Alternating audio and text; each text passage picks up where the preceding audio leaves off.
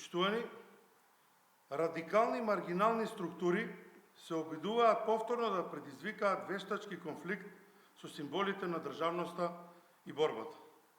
Последниот срамен обид на левица да поднесе закон за забрана на името ВМРО не е ништо друго, освен директна нарачка од круговите кои што со децении работат против македонскиот идентитет.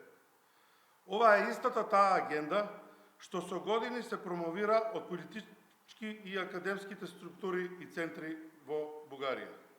Македонија да се откаже од своето револуционерно минато, ВМРО да се представи на контраверзен или непосакуван дел од историјата, македонскиот народ да се откорне од своите херојски настани.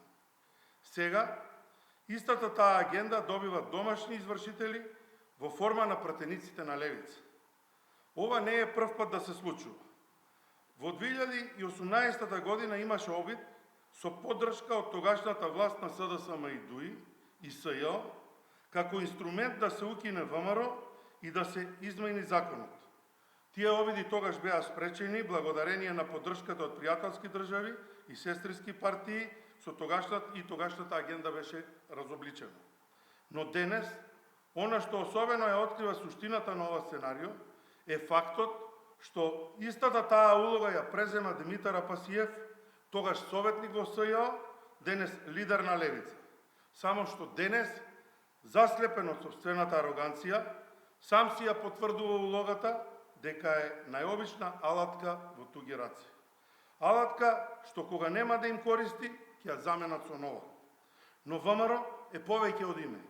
ВМРО е борба, истрајност, отпор и иднина. Затоа, како државотворна партија, ВМРО ДПМН ќе го заштити името, символот и суштината на македонската борба за слобода. Ниту еден обид за бришење на историјата нема да помине.